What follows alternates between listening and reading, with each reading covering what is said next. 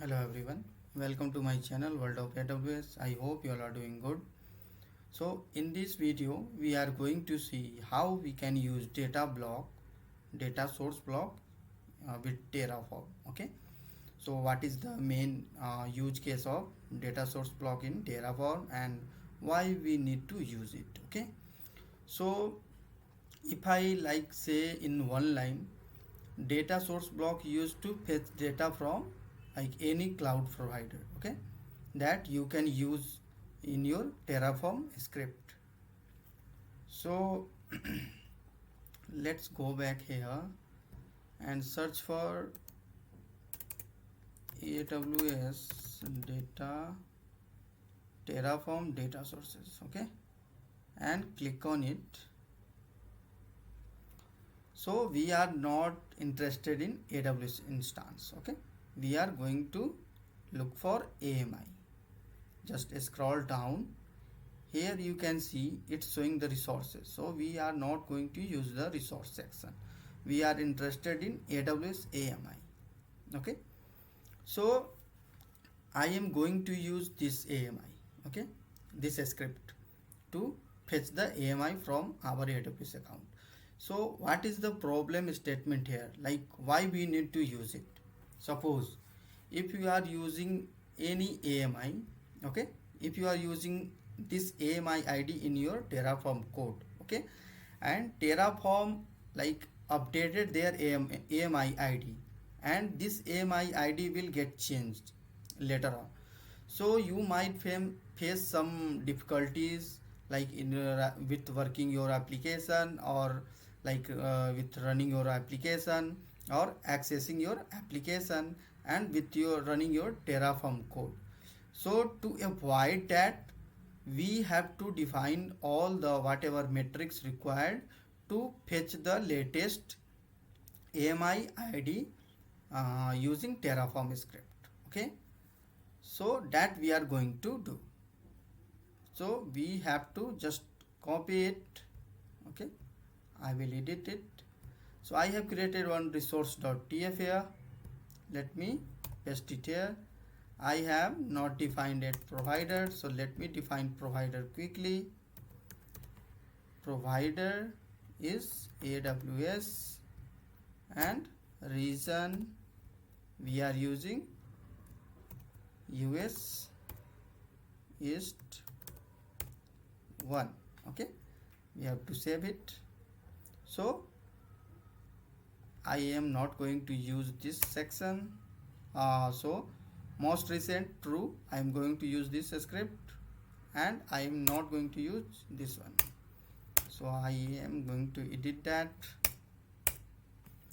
So here we have to a data block. You can see whenever I am using the Terraform extension, so it will define whatever resources or block we are using. Okay, a data block requests that Terraform read from the given data sources and export the result under the given local name. Okay, means it is going to fetch the AMI ID from our AWS environment, and it will show you as a output here. Okay, so here we have to give the name.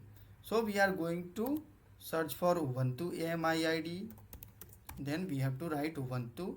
Okay, and most recent is true. I want updated AMI ID. And owner, how we can get the owner? So for that we have to go to here, and you have to go to AMI ID. Okay, you have to go to AMI ID, then we can see it here, the owner. Okay, let's copy it, the owner, and paste it here. Sorry, paste it here. Then filter name and the value. So here we have to give the AMI name. So where we can get that? So AMI name we can see it here, right? So we have to copy it, and we have to paste it here, and remove this tag, so it will fetch the latest, as we are referring star here. Okay, so it will always look for latest AMI. Okay, and apart from it, we can we can define the root device type, that is EVS. Here we can see that root device type EVS, and other is virtualization, that is HVM. Let's see virtualization, that is HVM. Okay, so that's it. Let me define the output section here. Output, okay, name will be AWS_AMI. So I am going to take reference from here. Okay, and here will be value.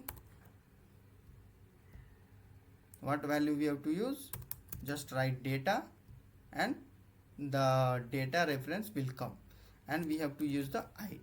Okay, and just save it. Now let's run Terraform init. So we are initializing our repository and backend as well. So it's going to download some HCL packages. Now that is done, our backend is initialized. So now we have to run Terraform plan to see the plan, what it actually going to do. Okay, so we are going to get changes to the output AWS AMI. So we are going to get the AMI ID. So let's run Terraform apply. So we will be getting, so you can see it here, we got latest AMI ID that we can use, and we can create EC2 instance, and in later on we don't have to face any AMI issue. Okay, to whenever we are running our Terraform script and creating the resources. So this way we can use data source block in our Terraform script, and we can eliminate the issues, whatever issues can come. Okay, so I hope you found this video informative and you understand the concept of data source block in Terraform. So don't forget to subscribe my channel, and if you are new to my channel, then do check out my other playlist as well. And if you like this video, then please comment appreciated and informative. So thanks for watching. See you in the next video.